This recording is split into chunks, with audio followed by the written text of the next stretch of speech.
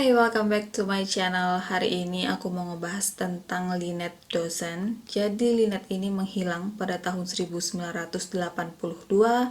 dan selama beberapa tahun selanjutnya menghilangnya Lynette ini nggak terlalu dianggap serius sampai akhirnya pada akhir tahun 1990-an seorang wanita namanya itu Joan Curtis yang dia itu juga merupakan orang ketiga dalam rumah tangganya Lynette bersama suaminya yaitu Chris Dawson. Joan ini kemudian melapor ke polisi kalau kemungkinan Lynette itu bukan menghilang tapi dibunuh. Lalu siapa sih yang diduga ngebunuh Lynette dan apa alasan dia ngebunuh Lynette dan gimana bisa orang ketiga dalam rumah tangga Lynette bersama suaminya tiba-tiba ngelapor ke polisi. Jadi Lynette ini lahir pada 5 Mei 1948 dan dia lahir dengan nama Lynette Joy Sims. Waktu usia Lynette 16 tahun, dia kemudian ketemu sama Chris yang waktu itu mereka itu sekolah di sekolah yang sama dan akhirnya di situ mereka pacaran. 5 tahun kemudian pada 26 Maret 1970 keduanya melangsungkan pernikahan dan waktu itu keduanya sama-sama berusia 21 tahun. Chris Dawson sendiri dia itu punya kembaran dan kembarannya Chris Dawson itu namanya Paul Dawson dan mereka berdua itu sama-sama pemain rugby profesional waktu mereka itu masih muda dan mereka itu juga menggeluti dunia modeling. Bahkan kisah mereka itu diangkat menjadi salah satu acara dokumenter di stasiun televisi ABC pada tahun 1975.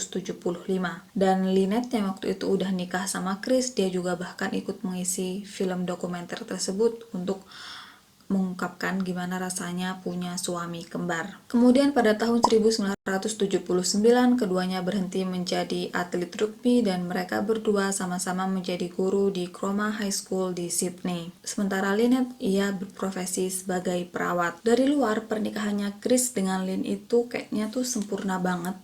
Kayaknya tuh bahagia banget, mereka itu punya karir yang bagus, mereka punya 2 anak yang lucu dan ekonomi mereka itu baik banget kayak gitu. Tapi ternyata Lynette ini ngaku sama teman-temannya kalau Chris itu adalah seorang pria yang pemarah dan agresif.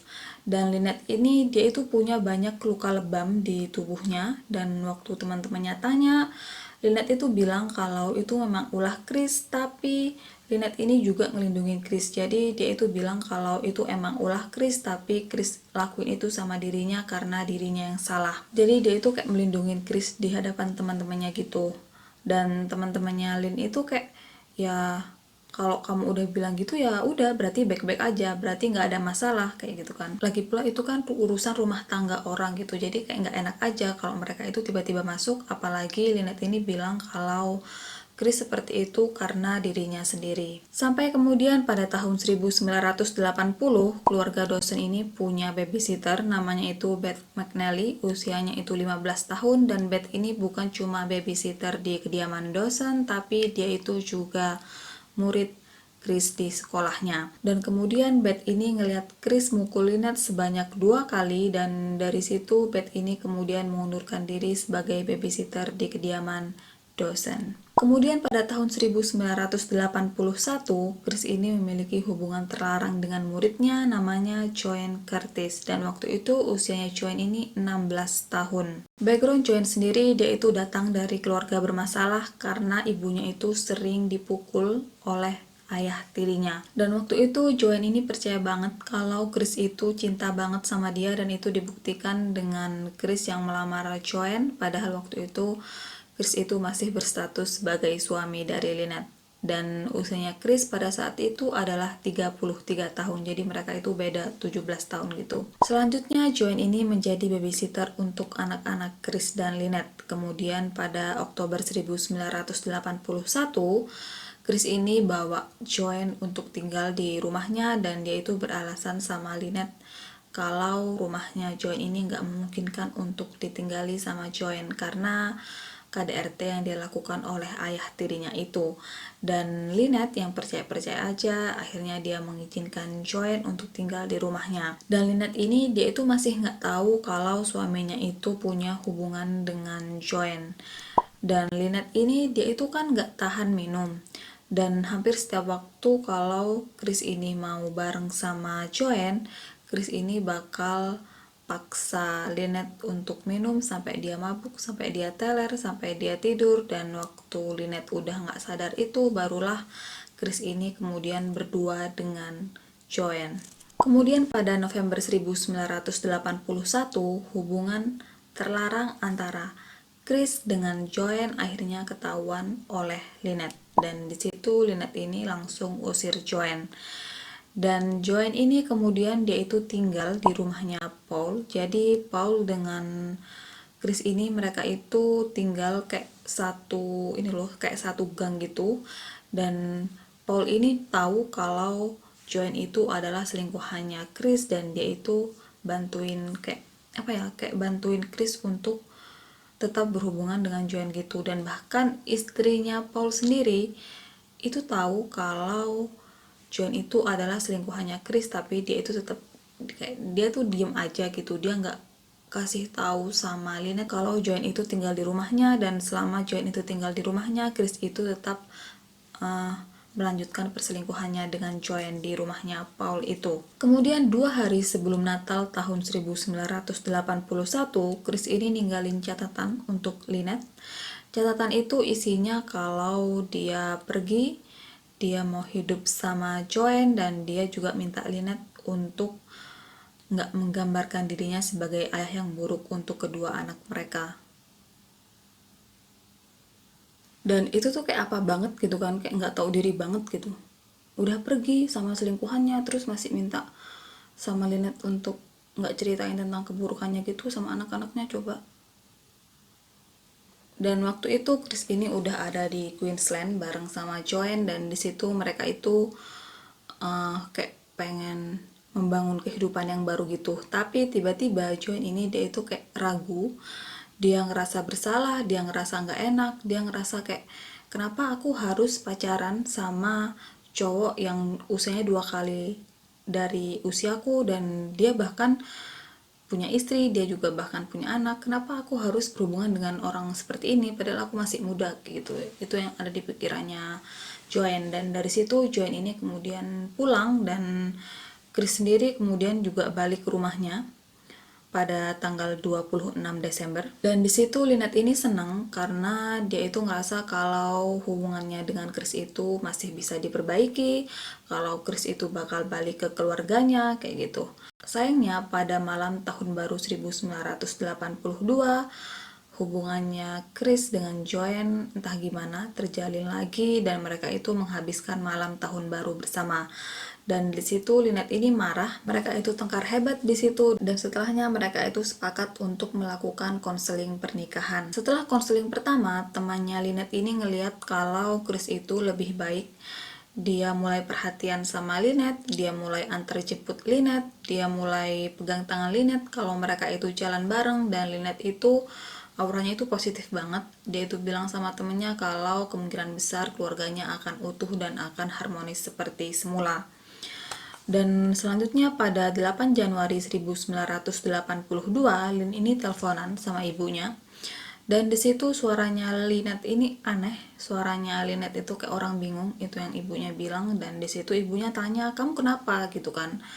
Dan Lynette ini kemudian bilang sama ibunya kalau Chris ini maksa dia untuk minum alkohol, dan padahal di situ kan Lynette itu nggak tahan alkohol gitu kan. Selanjutnya mereka ngomongin tentang pertemuan keluarga yang akan diadakan keesokan harinya, dan itu adalah pembicaraan terakhir antara Lynette dengan ibunya, karena setelah itu nggak ada satu orang pun yang melihat Lynette ataupun dengar suaranya lagi. Dan tanggal 9 Januari, hari dimana Lynette ini janjian untuk datang ke pertemuan keluarga itu, tapi dia itu nggak datang, keluarganya itu nggak ada yang kayak penasaran gitu loh kenapa Lynette itu nggak datang, dan mereka itu juga nggak ngelapor tentang hilangnya Lynette kayak gitu. Dan besoknya pada tanggal 10 Januari 1982, Joanne, selingkuhan Chris yang sebelumnya tinggal di rumahnya Paul, tiba-tiba ini pindah ke kediamannya Chris dengan Lynette, dan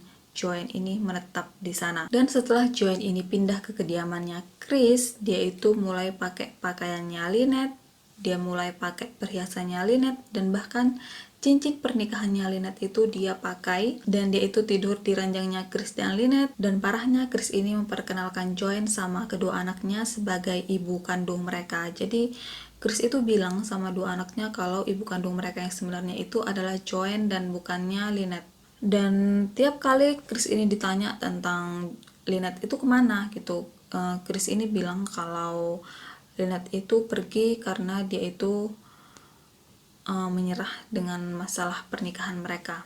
Jadi itu alasannya Chris. Yang harusnya kayak temennya gitu, mereka itu nggak langsung percaya gitu sama Chris, karena Lynette itu sayang banget sama kedua anaknya. Dia akan ngelakuin apapun untuk kedua anaknya, dan dia itu adalah orang yang paling berusaha untuk menyelamatkan hubungan pernikahan mereka. Terus tiba-tiba dia menghilang karena dia menyerah dengan pernikahan mereka, dan dia bahkan ninggalin dua anaknya gitu. Itu kayak nggak masuk akal banget. Dan tapi sayangnya teman-temannya dan keluarganya Lynette sendiri itu percaya sama Chris, karena di mata mereka Chris itu adalah pria yang baik dan pria yang bertanggung jawab. Dan kayak keluarganya Lynette itu mungkin belum tahu ya kalau Joanne itu adalah selingkuhannya Chris. Jadi kalau seandainya mereka tahu, mereka pasti bakal ngira yang macam-macam kayak gitu.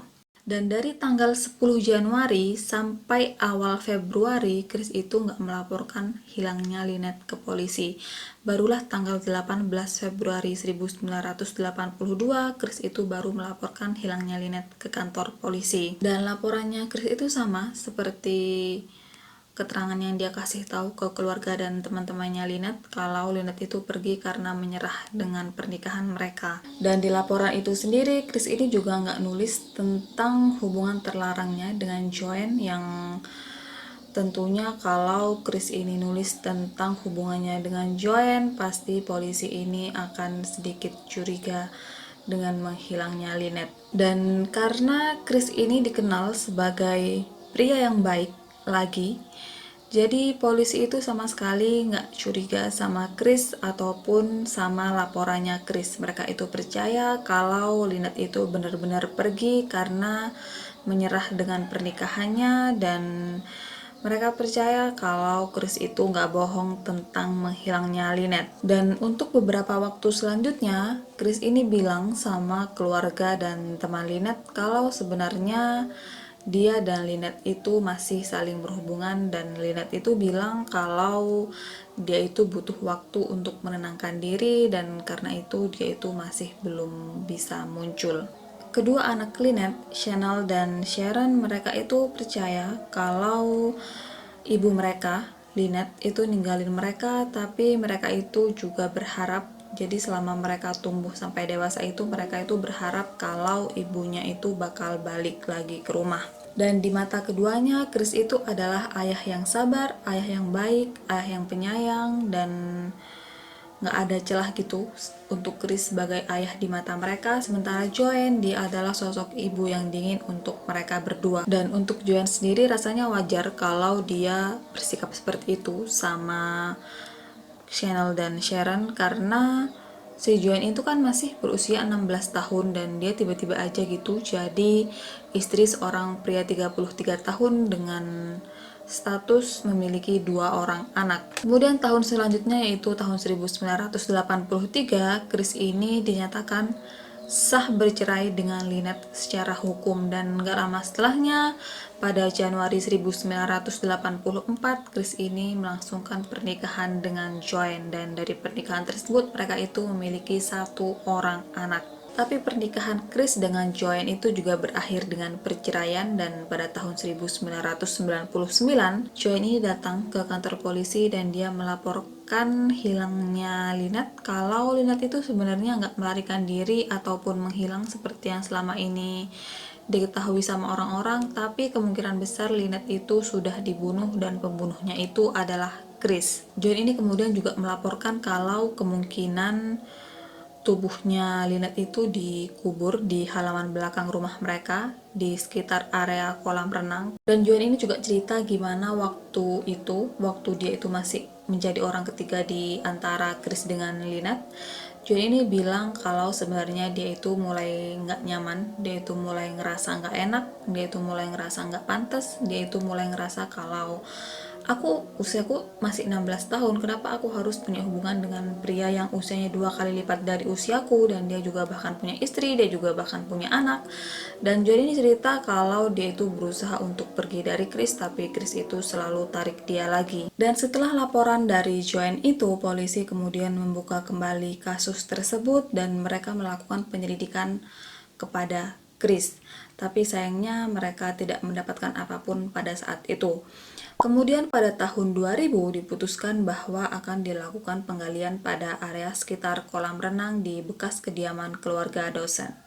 Karena rumah yang Chris tinggali bersama Lynette dan Joan itu sudah dia jual. Jadi rumah itu udah dijual sama Chris, jadi statusnya itu adalah bekas rumahnya. Kecurigaan itu datang dari laporannya Joan tentang Chris yang tiba-tiba pasang paving 1 minggu setelah menghilangnya Lynette, dan juga karena waktu Chris ini ngejual rumah tersebut, Chris itu bilang sama pemilik rumah yang baru kalau mereka itu kayak area ini boleh digali dan area ini nggak boleh digali. Jadi dia itu kayak menentukan area mana yang boleh dan nggak boleh digali. Jadi alasannya dua itu, dan polisi ini kemudian menggali area tersebut, itu area sekitar kolam renang. Dan waktu polisi ini melakukan penggalian, mereka itu menemukan kardigan tua berwarna pink yang diasumsikan bahwa itu adalah milik Lynette. Yang beberapa bagian kardigan tersebut itu sobek, dan sobekannya itu menunjukkan kalau si pemakai kardigan itu udah ditusuk berkali-kali.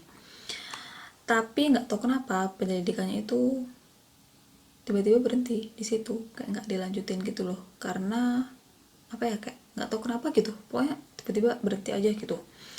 Dan kemudian pada tahun selanjutnya, yaitu pada Februari 2001, pemeriksaan ini dilanjutkan dengan koroner yang menangani kasus tersebut itu menyimpulkan bahwa Lynette itu udah meninggal dan dia itu dibunuh oleh orang terdekatnya. Tapi mereka itu nggak kasih tahu tentang siapa orang terdekat yang dicurigai sebagai pembunuh Lynette. Dan selanjutnya, Director of Public Prosecution atau yang disingkat DPP menyatakan bahwa tidak ada cukup bukti untuk menetapkan seorang tersangka. Kemudian pemeriksaan resmi itu dilanjutkan pada 2 tahun setelahnya, yaitu pada Februari 2003.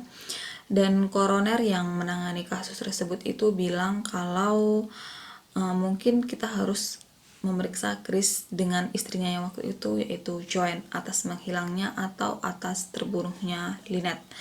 Tapi sekali lagi DPP itu bilang kalau nggak ada cukup bukti untuk menuduh Chris ataupun Joan. Dan kemudian loncat jauh ke tahun 2015, investigasi baru itu dilakukan atas kasus menghilangnya Lynette.